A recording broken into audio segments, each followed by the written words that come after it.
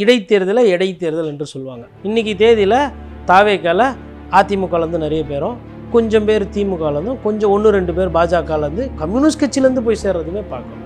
அப்போ தாவேக்காக்குன்னு ஒரு தனித்தன்மையான ஒரு அரசியல் என்பது கிடையாது. இல்லை, முன்னாடி தனியாக இருந்தால் இப்போ பல்வேறு கூட்டணிகள் இருக்குல்ல, அதனால் எளிதாக வைக்கலாம். கூட்டணி இல்லைனாலுமே அவங்களுக்கு ஆட்சி இருக்கு. 4 சோஃபா 4 தொகுதி விட்டு அமிச்சா போதும், சோஃபா மேலே அழகாக உட்காந்து வேலை பார்த்துட்டு போகிறோம். நாங்கள் அதிமுக திமுக ஒரு மறைமுக கூட்டணி. மறைமுக கூட்டணிலாம் வேணாம். அதிமுக திமுக தொண்டர்கள் கீழே நிறைய இடத்துல அவங்களா ஒத்துமையாக ஆகுறாங்க. எதில் ஒத்துமையாக ஆகுறாங்கன்னா, எதிரிக்கு எதிரி நண்பன். இதுக்கு ஒரு பெரிய அண்டர்ஸ்டாண்டிங் வேணும், பெரிய கூட்டணி சதி கிதி அதெல்லாம் பேசினாலும் அதெல்லாம் எடுபடாது. அதிமுக எங்கேருந்து வந்துச்சு, எதுலேருந்து பிரிஞ்சுது? திமுகலேருந்து தானே பிரிஞ்சுது. உங்களுக்கு என்ன பிரச்சனை? காங்கிரஸும் தாவேக்காவும் இப்போ எதிரில் தான் சண்டை போட்டுச்சு தமிழ்நாட்டு தேர்தலில். கம்யூனிஸ்டாக எதிரில் தான் நினைச்சு பிசிக அண்ணன் திரும்ப பாசிச பாஜக பெற்றெடுத்த குழந்தைன்னு பேசினார். இன்றைக்கி பெற்றெடுத்த குழந்தையோட இவர் உட்காந்து குழந்தைக்கு பேர் வச்சுன்னு பால் ஊட்டி வளர்த்துனுங்கிறாரு.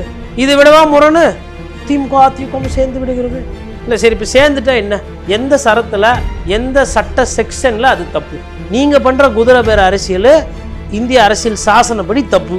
சரி, இப்போ திமுக அதிமுக சேர்ந்துடுறாங்க, கோர்ட்டில் போய் கேஸ் போட முடியுமா? திமுக அதிமுக சேர்ந்துட்டாங்க, தப்பு இது சட்டப்படி போட முடியுமா? தமிழ்நாட்டு மக்கள் ஏற்றுக்கொள்ள மாட்டாங்க. தமிழ்நாடு மக்கள் ஏற்றுக்கிறாங்க, ஏற்றுக்கல.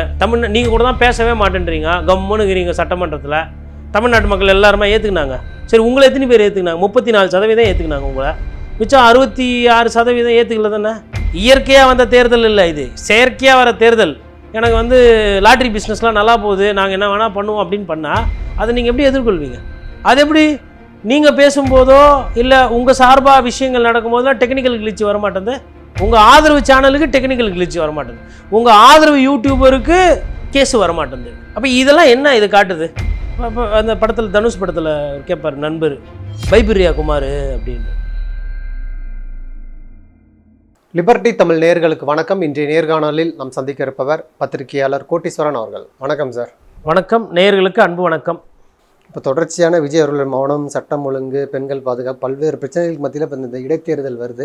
அதில் வெற்றி ரொம்ப முக்கியம், தோல்வி அடையக்கூடாதுன்னு விஜய் ரொம்ப தீவிரமாக இருக்கிறதா சொல்கிறாங்க. குறிப்பாக திருச்சி கிழக்கில் ராகவா லாரன்ஸ் போல் ஒரு பிரபலமானவரை நிப்பாட்டி வெற்றி பெற வைக்கணும்னு சொல்கிறாங்க. இன்னொரு புறம் திமுக அதிமுக மறைமுக கூட்டணி போட்டு இந்த ஆட்சிக்கு எதிராக ஒரு தோல்வியை கொடுக்கணும்னு சொல்லி ஒரு கருத்தும் இருக்குது. உங்களுடைய பார்வை என்னென்ன? இடைத்தேர்தலில் இந்த விஜய் அவர்களுடைய செயல்பாடுகள்லாம் எதிரொலிக்குமா? இடைத்தேர்தலில் விஜய் அவர்களுக்கு கொஞ்சம் சாதகமாக இருக்கும், அதில் மாற்று கருத்து இல்லை. ஏன்னா மக்களை பொறுத்தவரைலாம் எப்படின்னா, நுனி அரசியலுக்குள்ளே அவ்வளோவா சீக்கிரமாக போக மாட்டாங்க. மக்களுக்கு எப்பவுமே எப்படின்னா, they give a long rope. அதாவது நம்ம இப்போ தான் ஓட்டு போட்டிருக்கோம், அவருக்கு உண்டான நேரம் கொடுப்போம், அவருக்கு உண்டான டைம் கொடுப்போம் அப்படின்றத கொடுப்பாங்க. அதில் என்ன ஒரு பியூட்டினா, அவங்களே பாதிக்கப்பட்டிருந்தாலும் கொடுப்பாங்க. எனக்கு கரண்ட் இல்லை, கரண்ட்டு பில்லு ஏறி போச்சு, அதுக்கப்புறமா கட்டுற வரிக்கு ஏற்ற மாதிரி சாலைகள் சரியாக இல்லை காவல்துறை சரியாக சட்டம் ஒழுங்கு பண்ணலை, இல்லை வேலை வாய்ப்புகள் பெருகலை, எது இருந்தாலும் பரவாயில்ல, 6 மாதத்துக்கு பரவாயில்ல அப்படின்னு ஏற்றுக்கிட்டு ஓட்டு போடுற தன்மை நம்ம நிறைய வாட்டி பார்த்துருக்கோம். ஆளுகின்ற அரசுக்கு சாதகமாக. ஏன்னா இடைத்தேர்தலை இடைத்தேர்தல் என்று சொல்லுவாங்க. இன்றைக்கி தேதியில் தாவேக்கால அதிமுகலேருந்து நிறைய பேரும், கொஞ்சம் பேர் திமுகலேருந்தும், கொஞ்சம் 1-2 பேர் பாஜகலேருந்து, கம்யூனிஸ்ட் கட்சியிலேருந்து போய் சேர்றதுமே பார்க்குறோம். அப்போ தாவேக்காக்குன்னு ஒரு தனித்தன்மையான ஒரு அரசியல் என்பது கிடையாது. இப்போ தாவேக்காக்கு ஒரு விஷயம் தனித்தன்மையாக இருக்குது அப்படின்னா, அது முதல்வர் விஜய் அவர்களோட வசீகரமும், முதல்வர் விஜய்ன்றவரை அந்த முக கவர்ச்சி அவரை பிடிக்கும், அவரோட செயல்பாடு நல்லா இருக்கும்ன்ற நம்பிக்கை. இதுதான் தாவேக்கானுடைய மொத்த கரு. அது திமுக எதிர்ப்பு. மொத்தமாக நீங்கள் தாவேக்காவை டிஸ்கிரைப் பண்ணனா, விஜய் சார் ஒரு டாப் ஸ்டாரு, ஒரு டாப் பொலிட்டீஷியன், டிஎம்கேவை எதிர்க்கிறார், அவ்வளோதான் அந்த அரசியல். அது என்ன சித்தாந்தம் கொள்கை அதெல்லாம் தேவை கிடையாது. அவங்களுக்கு திமுக எதிர்ப்புன்னு ஒரு விஷயத்தை வச்சாங்க, மக்கள் அதை ஏற்றிட்டாங்க, முடிஞ்சு போச்சு. நான் அதுக்குள்ளே போகல, அவங்களுக்கு கொள்கை இல்லை கோட்பாடு அது ஏன் வேலை கிடையாது. இருந்தால் இருக்குது, இல்லாட்டி போகுது, கெட்டு போட்டோம், அது பிரச்சனை இல்லை நமக்கு. ஆனால் அந்த தாவேக்கா தேர்தல்னு வரும்பொழுது கண்டிப்பாக இடைத்தேர்தல் எப்படி ஆளுங்கன்ற கட்சி பண்ணுமோ அப்படி தான் பண்ணும். ஒரு காலத்தில் ஐயா செந்தில் பாலாஜி ஜனங்களெல்லாம் தட்டி மாதிரி வச்சு அடைச்சி எல்லாருக்கும் படம் கிடம்லாம் போட்டு கொடுத்தாருன்னு ஒரு விமர்சனம் வந்துச்சு. அதேமாதிரி ஆர்கே நகர் பை எலெக்ஷனில் டோக்கன் கொடுத்து 20 ரூபா கொடுத்து டோக்கன் கொடுத்து ஜெயிச்சாங்கன்னு ஒரு பேர். இது நெல்லிக்குப்பம்னு ஒரு தொகுதி. அப்போ ஃபுல்லாக நெல்லிக்குப்பத்தில் மில்லிக்குப்பம் மாதிரி காலையிலேயே சாராய பாட்டிலெல்லாம் கொடுத்துட்டு ஏற்றுறான் இறக்குறான் அப்படியே போய் ஓட்டு போட்டான்ற மாதிரி ஒரு விமர்சனம். அப்புறம் திருமங்கலம் பை எலெக்ஷன் பைப்பார். அப்போ அதிமுக காலத்துலேயும் தவறுகள் நடந்திருக்குது, திமுக காலத்துலேயும் தவறுகள் இருக்குது. தாவேகா காலத்துலையும் இடைத்தேர்தல் அப்படி தான் நடக்குன்ற மாதிரி நான் பார்த்துக்கேன். இல்லை முன்னாடி தனியாக இருந்தாங்க, இப்போ பல்வேறு கூட்டணிகள் இருக்குல்ல, அதனால் எளிதாக வெற்றி வாய்ப்பு. கூட்டணி இல்லைனாலுமே அவங்களுக்கு ஆட்சி இருக்குது. இன்றைக்கி 4 சோஃபா 4 தொகுதி விட்டு அமிச்சா போதும், சோஃபா மேலே அழகாக உட்காந்து வேலை பார்த்துட்டு போகிறோம். நாங்கள் முன்னாடி வந்து அப்படி கிடையாது, பர்மிஷன் வாங்கணும். இப்போ நாங்கள் எங்கே போய் கூட்டம் போடணுமோ எங்கே போய் போடணுமோ அங்கே சோஃபா போட்டு அழகாக உட்காந்து பொறுமையாக அரசியல் பண்ணிட்டு போகிறோம். இப்போ எங்களுக்கு வசதிகள்லாம், இப்போ நான் பர்மிஷன் வாங்குறது ஈஸி, பிரச்சாரம் பண்ணுறது ஈஸி. அதுக்கு சொல்ல வரேன் நான். அப்போ இதில் என்ன நம்ம பார்க்க வேண்டியது இருக்குது அப்படின்னா, எது வந்து சரியாக இருக்குது, எது மோசமாக போகுதுன்றது தான். இப்போ பொதுமக்களை பொறுத்தவரை இந்த இடைத்தேர்தல் யார் பிரச்சாரம் பண்ணுறாங்கன்னு பார்ப்பாங்க. விஜய் அவர்களுக்கு ஒரு அட்வான்டேஜ் இருக்கும், அதில் மாற்றுக்கருத்தில். அப்புறம் இன்னொன்று நீங்கள் அதில் சொன்னது என்னென்னா, அதிமுக திமுக ஒரு மறைமுக கூட்டணி. மறைமுக கூட்டணிலாம் வேணாம். அதிமுக திமுக தொண்டர்கள் வந்து கீழே வந்து நிறைய இடத்துல அவங்களா வந்து ஒத்துமையாக ஆகுறாங்க. எதில் ஒத்துமையாக ஆகுறாங்கன்னா, எதிரிக்கு எதிரி நண்பன், அவ்வளோதான். இதுக்கு பெரிய சித்தாந்தம் பெரிய கொள்கைலாம் வேணாம். நீனாப்பா டல்லாகிற, இல்லைப்பா பாதிக்கப்பட்டுக்கிறேன், நானும் டல்லாகிறேன் பாதிக்கப்பட்டுக்கிறேன், யாரால அந்த தாவேகாவால், என்னப்பா உழைக்காமே ஜெயிச்சுட்டு போட்டாங்கப்பா, உழைச்சிருந்தா பரவாயில்லப்பா. இப்படி தான் அவங்களோட பேச்சு, தொண்டர்களோட எண்ணோட்டம்.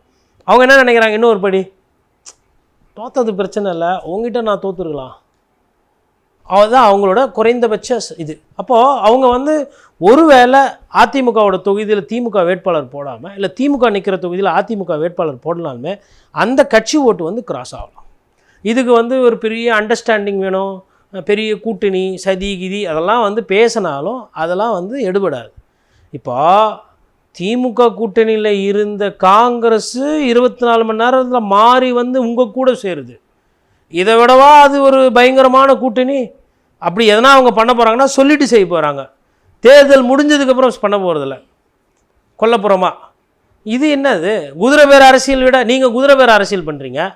அவங்க ஒரு எலக்டோரல் அண்டர்ஸ்டாண்டிங் போனாங்கன்னா என்ன இருக்குது? இப்போ இன்றைக்கி 2 பேரும் எங்கே உட்காந்துக்கிறாங்க? பக்கத்தில் உட்காந்துருக்குறாங்க சட்டமன்றத்தில். ஏன்? சூழ்நிலை வந்திருக்குது பக்கத்தில். ஏன்னா எதிர்கட்சி, இப்போ எதிர்கட்சிகள் இணைந்து செயல்படணுன்னு தானே ராகுல் காந்தி சொல்கிறாரு. உறவை தாவேகா கூட வச்சுக்கிட்டு அவர் என்னொன்று முதலமைச்சர் முன்னாள் முதலமைச்சர் எதுக்கு வாழ்த்து சொன்னார் தெரியல ராகுல் காந்தி ஐயாவுக்கு. இப்போ என்ன ஆகிப்போச்சு? இப்போ எதுக்கு நீங்கள் அவருக்கு பிறந்தநாள் வாழ்த்து சொல்கிறீங்க? பிறந்தநாள் வாழ்த்து சொல்லுவார், அப்புறம் அவர் கட்டப்பா மாதிரி முதுகில் குத்துவார், வலிக்குது, அப்புறம் வாழ்த்து சொல்வீங்களா? உங்களுக்கு பட்டா கூட தெரியாதா?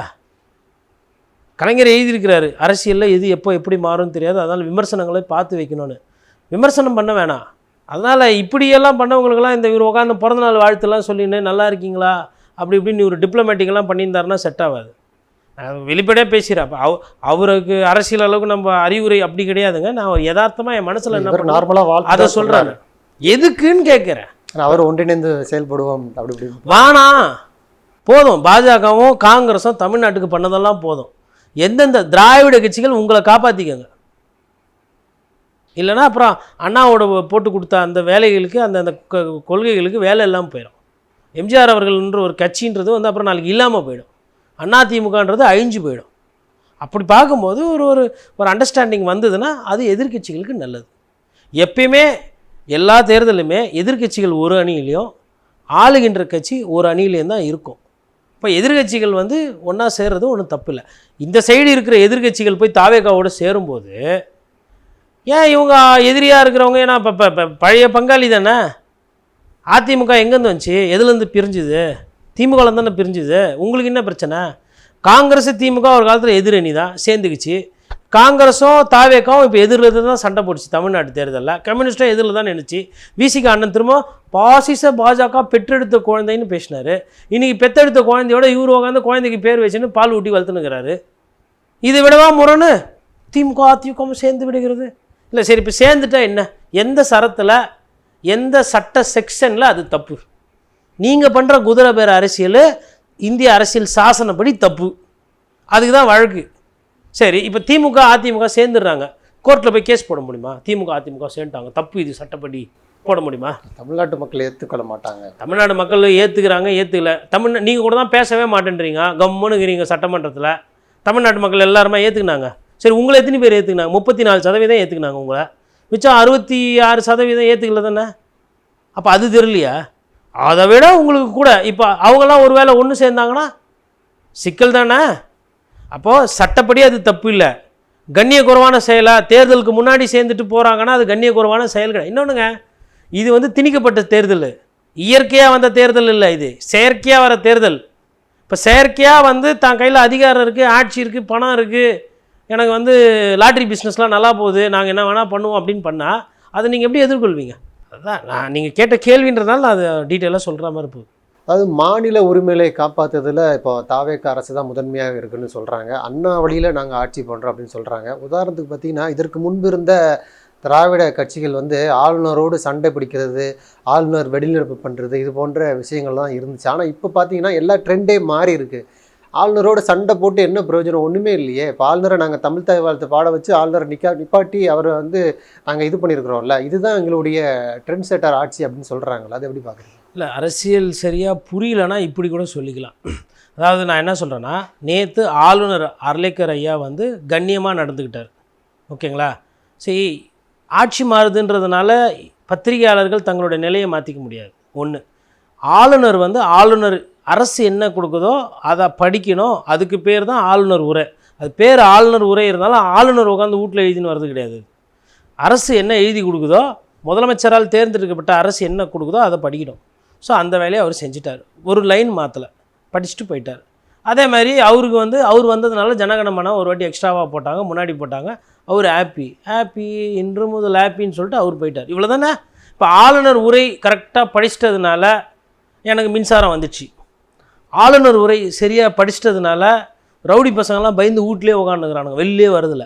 ஆளுநர் சரியாக படிச்சதுனால, ஆளுநர் கரெக்டாக நடந்துக்கிட்டதுனால எங்கேயுமே வந்து இன்றைக்கி 2 நாளாக வந்து கஞ்சா போதையே எங்கேயும் விற்கிறது கிடையாது, யாருமே லஞ்சம் வாங்கிறது கிடையாது.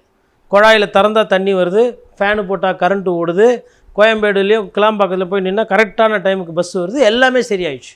அப்படி எடுத்துக்கலாமா? அது வந்து ஒரு நாள் நிகழ்வு. அவர் வந்தார், அதுவும் அரை நாள். குறிப்பாக சொல்லணும்னா ஒரு 2 மணி நேரம் வேலை. அதற்கு பின்னாடி பல்வேறு விஷயங்கள் இருக்குல்ல. வெளிநடப்படல, அவர் ஒன்றியத்தோட இணக்கம், ஆளுநரோடு இணக்கம், மக்களுக்கு நல்லது நடக்கும், அதெல்லாம் வந்து திராவிட கட்சிகள் அதை செய்யலை, நாங்கள் செய்கிறோம் அப்படிங்கிறாரு. திராவிட கட்சிகள் வந்து, அதாவது ஃபஸ்ட்டு நல்லா ஒன்று புரிஞ்சிக்கணும். RN ரவி அவர்கள் கோளாறு. அவர் வந்து அவர் இஷ்டத்துக்கு இருப்பார். அவருக்கு வந்து அவர் பெரிய ஆளுநர்னால் பெரிய அப்பாட்டகர் போஸ்ட்டுன்னு அவருக்கு நினப்பு அப்படின்னு நானே பேசியிருக்கிறேன். ஆளுநரோட பதவி இப்போ கூட சொல்லுவாங்க நிறைய பேர், is head of the state அப்படி இப்படின்னு பாஜக RSS சித்தாந்தத்தில் இருக்கிறவங்க அப்படி சொல்லுவாங்க. அது தவறான புரிதல், ஒரு தவறான விஷயத்தை அவங்க பதிவு பண்ணுறாங்க. The governor will act under the aid and advice of the chief minister of a state, elected council of ministers. இதுதான் வந்து அரசியல் அமைப்பு சாசனம் விதி சொல்லுது. அப்போ ஆளுநர் மக்களால் தேர்ந்தெடுக்கப்பட்ட முதலமைச்சரோ இல்லை அமைச்சரவையில் இருக்கிறவர்கள் சொல்லக்கூடியதற்கு ஏற்றாற்போல் அவர் செயல்படுவார். இதுதான் தமிழாக்கம். இதில் ஆளுநர் அரசாங்கம் சொன்னது செஞ்சுட்டு போயிட்டார், அவ்வளோதானே. இப்போ சரி, ஆளுநர் தான் அவ்வளோ பவர், ஆளுநர் அப்படி பண்ணிட்டாருன்னா சரி, ஆளுநரை வச்சு எங்கள் மேகதாது நிறுத்தி காட்டுங்க. இல்லை ஆளுநர் பேசிட்டு போயிட்டார்ல, ஆளுநரை வச்சு கரண்ட்டு பிரச்சனை சரி பண்ணி காட்டுங்க. இல்லை ஆளுநரை வச்சு மத்திய அரசுக்கிட்ட வந்து இணக்கமாக ஆகிட்டீங்கல்ல, சரியாயிட்டீங்களா, மத்திய அரசுக்கிட்ட வர வேண்டிய அந்த 3000 கோடி பள்ளிக்கல்வித்துறைக்கு வர வச்சு காட்டுங்க. அதெல்லாம் ஏமாத்துறது. நான் அதனால தான் ஃபஸ்ட்டு நம்ம முன்னாடி காணொலியிலலாம் RN ரவி பேசும்போது, RN ரவி அவர்களால் இல்லை கவர்னர் பதவியால் தமிழ்நாட்டுக்கு 10 பைசா பிரயோஜனம் கிடையாது. அது ஒரு அலங்கார பதவி. அது வந்து மிரட்டுறதுக்கு உருட்டுறதுக்கு வேணால் பயன்படும், ஆட்சியை கலைக்கிறதுக்கு வேணால் அந்த பதவி பயன்படும். ஆட்சி முதலமைச்சருக்கு பதவி பிரமாணம் பண்ணுறதுக்கு தான் ஒரு ஆளுநர், அவ்வளோதான் அவரோட வேலை. அது ஒரு அலங்கார போஸ்ட்டு அப்படின்னு நம்ம புதுசாக சொல்லலை. அறிஞர் அண்ணா சொல்லிட்டு போனதை அதை படித்து பார்த்து அதை புரிஞ்சு அரசியல் தெளிவோடு அதை சொல்கிறோம், சட்டத்தில் இருக்கிறத சொல்கிறோம். இல்லை, இப்போ அதை நாங்கள் மாற்றிருக்கோம். 2 முறை ஆளுநர் வந்து தேசிய கீதம் பாட சொல்கிறாரு, தமிழ் தாய் வாழ்த்து முதல்ல பாடணும். 2 முறை தேசிய கீதம் பாடினதில் என்ன தப்பு? நாங்கள் வந்து அந்த முரண் இல்லாமல் எங்களுக்கு அதில் எந்த முரணும் இல்லை, இந்த அரசாங்கம் செய்யலை. இல்லை, கரெக்டு தான். இப்போ 2 தாட்டி பேசியாச்சு, பாடியாச்சு, சரி. இப்போ அதனால் ஒன்றும் நஷ்டம் அப்படி தான் நடக்கும். இல்லை, நடக்கட்டும். 2 வாட்டி என்ன 3 வாட்டி கூட தெலுங்கில் கூட டப்பிங் பண்ணி இன்னொரு பாட்டு போட்டுக்கோங்க, இல்லை வேறு எதனா ஒரு பாட்டு கூட போட்டுக்கோங்க. இதில் என்ன மரபு கெட்டு போச்சுன்னு கேட்குறேன். இல்லை, மரபு கெடுது, மரபு மாண்பு, அதெல்லாம் வந்து நான் என்ன சொல்கிறேன்னா, இதெல்லாம் வந்து சின்ன சின்ன அரசியல். எனக்கு வந்து தமிழ்த்தாய் வாழ்த்து முதல்ல ஒரு வேளை இசைக்கு படலைன்னா நான் பேசுகிற பேச்சு வேறு. ஏன்னா எனக்கு வந்து தாய்மொழி தமிழ்ன்றது அது உயிருக்கு நிகரானது, எனக்குன்னு இல்லை, தமிழர்கள் எல்லாருக்கும். இப்போ நான் சொல்கிற கருத்தை தான் மக்கள் சொல்லுவாங்க. தமிழுக்கு ஒரு பிரச்சனை அப்படின்னா வந்து அது யாரும் ஏற்றுக்கிற மாட்டாங்க. மொழிக்கான மொழி என்பது உணர்வு, மொழி என்பது ஒரு ஒரு ஒரு அது ரத்தத்தில் ஊறி இருக்குது, தாய்ப்பாலோடு சேர்ந்து வந்த உணர்வு, அது அம்மா கிட்டேருந்து மொழி உணர்வுன்றது. அதை வந்து யாரும் குறைச்சி மதிப்போடு யாரும் எதனா தப்பாக பேசினாலும் ஒரு கோவம் வரும். அப்படி ஒரு விஷயம் நேற்று அதுவும் நடக்கலை. அதை தாண்டி ஓகே சரி, திமுகவில் அது ஒரு விமர்சனமாக லைட்டாக சொன்னாங்க. அவங்க அதை வந்து ஃபோக்கஸ் பண்ணலையே. அவங்க கேட்ட கேள்வி சட்டம் ஒழுங்கு, அவங்க கேட்குற கேள்வி கரண்ட்டு பிரச்சனை, அவங்க கேள்வி கேட்குறது வாயை திறந்து பேசுங்க முதலமைச்சர்னு அவங்க கேட்குறாங்க. அதே மாதிரி எதிர்கட்சியில் எடப்பாடி பழனிசாமி என்ன கேட்குறாரு, லைவ் எதுக்கு நிப்பாட்டுற, நான் விவசாயி பிரச்சனை இங்கே பேசிக்கிட்டு இருக்கிறேன். அங்கே வந்து வெளியில் வந்துட்டு அவர் என்ன சொல்கிறாரு, வெளியில் வந்துட்டு ஃபோன் பண்ணுறாராம் விழுப்புரத்தில் விவசாயிகள் போராட்டம் அங்கே சொல்லியிருந்த அறிவிச்சமே அதனால் ஒழுங்காக நடந்துதா, மாவட்ட செயலர் என்ன பண்ணுறாரு செக் பண்ண சொல்லு, அது வந்து எல்லாரையும் கட்சிக்காரங்கெல்லாம் போய் சொல்லிட்டு விவசாயி பிரச்சனை பேச சொல்லுன்றாங்க. அப்போ ஒரு கட்சி என்பது மக்கள் பிரச்சனையை உள்ளே பேசணும், வெளியில் செயல்படுத்தணும் அப்படின்ற மாதிரி போகுது. இது எதுவுமே நீங்கள் லைவில் காட்ட மாட்டேன்றீங்க அப்படின்றாங்க. அதே மாதிரி பிரேமலதா விஜயகாந்த் அவங்க சொல்கிறாங்க சட்டம் ஒழுங்கு சீர்குலைந்து இருக்கிறதுன்னு சொல்கிறாங்க. அதுக்கப்புறம் பிரேமலதா விஜயகாந்த் சொல்கிறாங்க பல வருஷமாக இதை பேசிகிட்டு தான் இருக்கும், இதுக்கு தீர்வு வேணும்னு கேட்குறாங்க. கிட்டத்தட்ட சௌமியா அன்புமணியும் அதே மாதிரி ஒரு கருத்து வைக்கிறாங்க. டிடிவி தினகரன் ஒரு சில விஷயத்தை வரவேற்கிறாரு, ஒரு சில விஷயத்தை எதிர்க்கிறாரு. இப்போ இதெல்லாம் நடக்குது இல்லையா, இதெல்லாம் ஏன் லைவில் காட்ட மாட்டேன்றீங்கன்றதான் அவங்களோட கேள்வி. முழுசாக காட்டுங்கன்றாங்க, பாதியாக வெட்டி திணிச்சு ஒட்டி காட்டாதீங்க. சிவசங்கர் பேசுனது வரமாட்டேங்குது, இன்னொரு எம்எல்ஏ ஆஸ்டின் பேசுகிறாரு வரமாட்டேங்குது. அப்போ ஏன் இப்படி பண்ணுறீங்க, திமுக எம்எல்ஏ பேசுகிறாங்கன்னா ஏன் வரமாட்டேதுன்ற கேள்வி. இதான கேள்வி, இதுக்கு என்ன பதில்? இதை பற்றி பேசாமல் அவை சிறப்பாக நடந்தது, கவர்னர் ரொம்ப கண்ணியமாக நடந்தது, நாங்கள் இணக்கமாக இருக்கிறோம். இணக்கமாக போங்க, உங்களை யார் இணக்கம் இல்லைன்னு ஃபஸ்ட்டு எந்த இடத்துல தாவேக்கா தவறு இழைத்ததுன்னு கேட்குறாங்க. மாநில உரிமைகளை இதற்கு முன்பு இருந்த திராவிட கட்சிகள் போலவே தொடர்ந்து கொண்டு போகிறாங்க. மேகதாது பிரச்சனை, புதிய கல்வி, 2 கொள்கை, எல்லா விஷயத்துலையுமே அண்ணா வழியில் போகிறோம். மேகதாதுல வந்து ஒரு விஷயம் நல்லா புரியும், அண்ணா வழின்றது தமிழ்நாடோட வழி. தமிழ்நாட்டுக்கு எது நல்லது, தமிழ்நாட்டுக்கு எது தேவை, தமிழர்களுக்கு எது தேவையோ அவர் வந்து ஒரு அரசியல் வடிவாக வந்து நமக்கு கொடுத்துட்டு போன ஒரு கொடை. அவரோட எண்ணங்களோ அவரோட எண்ணோட்டங்களோ, அந்த எண்ணோட்டத்தின் அடிப்படையில் தான் 2 திராவிட கட்சிகள் இங்கே போயிட்டுருக்கு. அவங்க போகிற அதே ரூட்டில் போகிறீங்க. ரயில் ட்ராக்கு போட்டாச்சு, அந்த ட்ராக்கில் உங்கள் வண்டி போகுது, அவ்வளோதான். அது போகுதுன்றதுனால மிச்ச விஷயம்லாம் பேசக்கூடாதுன்னு பொருள் இல்லையே. மேகதாது விஷயத்தில் திமுகவோ அண்ணா திமுகவோ இல்லை எதனா ஒரு கட்சி எதிர்த்து பேசிச்சா? காங்கிரஸ் கட்சி என்ன சொல்லுது, இந்த விஷயத்தில் நாங்கள் உள்ளூரில் தமிழ்நாட்டுக்கு ஆதரவாக தான் இருப்போம், அங்கே கர்நாடகத்தில் காங்கிரஸ் ஆட்சி அமைச்சாலும் நாங்கள் அதை எதிர்த்து கேட்போம் தான் காங்கிரஸ் எம்எல்ஏவுமே சொல்கிறாங்க, அமைச்சருமே அதை தான் சொல்கிறாரு. அப்படி இருக்கும்போது அதில் பிரச்சனை இல்லையே. எதில் பிரச்சனையோ அந்த பிரச்சனைக்கு பதில் கேட்டால் நீங்கள் சம்மந்தம்லாம் பேசுகிறீங்க. சட்டம் ஒழுங்கு பிரச்சனையை பற்றி பேசினா குளத்தூருன்றீங்க, கரண்ட் பிரச்சனை, இந்த பிரச்சனை, பாலியல் சீண்டல் இதெல்லாம் இருக்குது, இதுக்கெல்லாம் என்ன நடவடிக்கைன்னா வேறு ஏதோ பேசுகிறீங்க. ஏன் வந்து லைவ் துண்டிக்கப்படுதுன்னா அது டெக்னிக்கல் கிளிச்சுன்றீங்க. அது எப்படி நீங்கள் பேசும்போதோ இல்லை உங்கள் சார்பாக விஷயங்கள் நடக்கும்போதெல்லாம் டெக்னிக்கல் கிளிச்சு வரமாட்டேங்குது, எதிர்கட்சிகள் பேசும்போது வந்து டெக்னிக்கல் கிளிச்சு வருது. இப்போ உங்களை ஆதரவாக யாருன்னா பேசுகிறாங்கன்னா டெக்னிக்கல் கிளிச்சு வரமாட்டேன், உங்கள் ஆதரவு சேனலுக்கு டெக்னிக்கல் கிளிச்சு வரமாட்டேங்குது, உங்கள் ஆதரவு யூடியூபருக்கு கேஸு வரமாட்டேங்குது. அப்போ இதெல்லாம் என்ன இது காட்டுது? இப்போ அந்த படத்தில் தனுஷ் படத்தில் கேட்பார் நண்பர் பைபிரியா குமார் அப்படின்னு, ஊகின்ட்டு வரல, ஃபுல்லாக பார்த்தா கட்சிக்காரங்களாம் இருப்பாங்க, அவசரப்பட்டிய குமார் பைபிரியா குமார்னு. அந்த மாதிரி நான் என்ன கேட்குறேன்னா, அப்போ பைப்பிறீங்களா லைவ் போகிறதுக்கு? எதுக்கு? ஒரு லைவ் தானே போடுங்க. இப்போ நீங்கள் யாருன்றது மக்களுக்கு தெரியணும் இல்லையா? நீங்கள் என்ன அரசியல் பண்ணுறீங்க, எவ்வளவு நல்லது பண்ணுறீங்க, எவ்வளவு கேள்வி கேட்குறீங்க, எவ்வளோ உழைக்கிறீங்க, இந்த உண்மைகள்லாம் எப்படி மக்களுக்கு போய் சேரும்? அதற்கு என்ன திட்டம் வச்சுருக்கீங்க? இன்ஸ்டாவில் போட முடியாது, இதை இன்ஸ்டாவில் எல்லாம் அப்படி பார்த்துட்டு அப்படி கடந்து போயிடுது. 10 செகண்டு 30 செகண்டு. மேகதாது அணை பிரச்சனை காவேரி வந்து கட்டியே தீர்வோம் என்று சொல்கிறது, இது தமிழ்நாடு நிலைப்பாடு என்ன அப்படின்றது 30 செகண்ட் முடிஞ்சு போயிடும். அப்போ நிலைப்பாடு என்ன தண்ணி வருமா வராதா? இல்லை ஐயா கவுண்டர் பண்ணி சொல்கிறாங்க, அவனுக்கு இங்கே ஏதோ வரல, உனக்கு எல்லையில் தண்ணி வரலையா அப்படின்னா ஜோக்கா அழைச்சிட்டு போக முடியும் அந்த பிரச்சனையில். அப்போது ஒரு ஃபுல் ஃபார்மேட்டில் தெரியணும்ல என்ன நடக்குதுன்றது தெரியணும் இல்லைங்களா? குழந்தைகள் வந்து தாக்கப்படுறாங்க.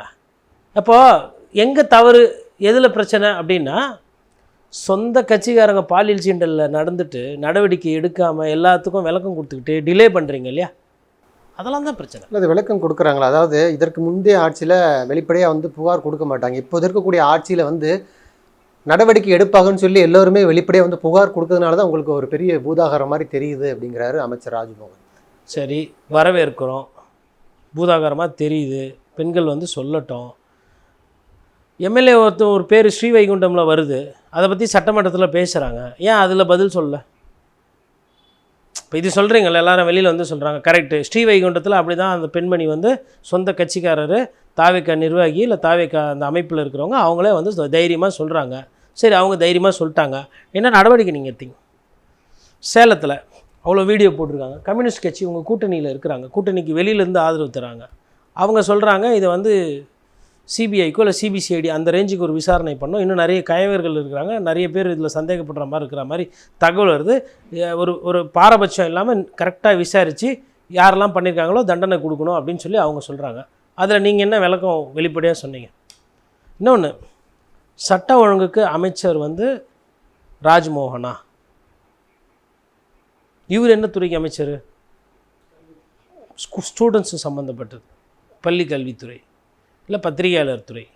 முதலமைச்சர்கிட்ட தானே இருக்குது சட்டம் ஒழுங்கு, ஏன் இவங்கெல்லாம் பேசுகிறாங்க? இப்போ பிரதமரை ஒரு கேள்வி கேட்குறீங்க, அமித்ஷா பதில் சொல்கிறாங்க, விமர்சனம் ஆச்சா இல்லையா? அது நியாயமா? அது முறையா? அப்போது கிட்டத்தட்ட நீங்கள் அந்த மாதிரி தானே பண்ணுறீங்க. மோடி அவர்கள் எப்படி செயல்படுறாரோ அது மாதிரி ஒரு ஃபாலோ பண்ணுறீங்க. இன்னொன்று, மோடி வந்து is a politician, full time politician. இவர் பொலிட்டீஷியனாக மாறுறாரு. அது விளைபாடு, அது என்ன பேசுகிறாரு என்ன எது தெரியணும் இல்லைங்களா? வேறு எதுவும் யாரும் வந்து 2500 பணம் உடனே மோதிரம் போட்டு விடுங்க, அப்புறமா வந்து பெண்களுக்கு தாய்மாமன் சீரு, குழந்தைங்களுக்கு வந்து அண்ணன் சீரு, அதெல்லாம் வந்து எல்லாம் கேட்கல. பேசுங்க சார், வாயை திறந்து பேசுங்க தானே கேட்டாங்க நேற்று. யாருன்னா உடனே இப்போவே 6 சிலிண்டர் குத்தாகணும், 6 சிலிண்டர் எடுத்து வைங்க, இல்லைனா நான் இங்கேயே போராட்டம் பண்ணுவோம், அப்படியே பண்ணாங்க நேற்று அதிமுகவும் திமுகவும். 6 சிலிண்டர் கொடுக்கலன்னா அடுத்த வாட்டி சிலிண்டர் அட்டைப்பெட்டியெல்லாம் செஞ்சு தலை மேலே தூக்கின்னு வந்து வச்சு உள்ளே வந்து டான்ஸ் ஆடுவோம், அப்படி எதனா சொன்னாங்களா? இல்லை குதிரை பொம்மைலாம் அதிமுக எம்எல்ஏலாம் குதிரை பொம்மை எடுத்துன்னு வந்து உள்ளே கலாட்டா பண்ணாங்களா? குதிரை பேர் அரசியல் நடக்குதுன்னு. சார், வாயை திறந்து கேள்வி கேட்டால் கேள்விக்கு பதில் கேட்குறேன். குறைந்தபட்ச அரசியல் அவங்க பண்ணுறது, அதுக்கே நாங்கள் பதில் சொல்ல மாட்டோம் அப்படின்னா எப்படி? நீங்கள் எவ்வளோ கேள்வி கேட்டீங்க எல்லாரையும், தூரசக்தி, மிச்சம் மிந்தி போன சக்தி, அதுக்கப்புறமா அந்த சக்தி, ஓம் சக்தி, பராசக்தி, திமுக ஒரு தீய சக்தி. இப்போ அதெல்லாம் அவைக்கு வெளியிலேருந்து பேசினது. அவைக்கு வெளியில் அம்மாம் பேச்சு பேசிட்டு முதலமைச்சராக ஆகிட்டு அவைக்கு உள்ளே வந்து உக்காந்துக்கின்னு அந்த தோற்று போன கட்சிகள் கேள்வி கேட்கும்போது அந்த கேள்விக்கு பதில் சொல்ல முடியலன்னா அப்போ நீங்கள் என்ன சக்தி? நன்றி. நான் நிறைய நல்ல தகவல்களை நேயர்களுக்கு சொல்லியிருக்கீங்க. உங்களுடைய நேரத்துக்கு மிக்க நன்றி. நன்றி.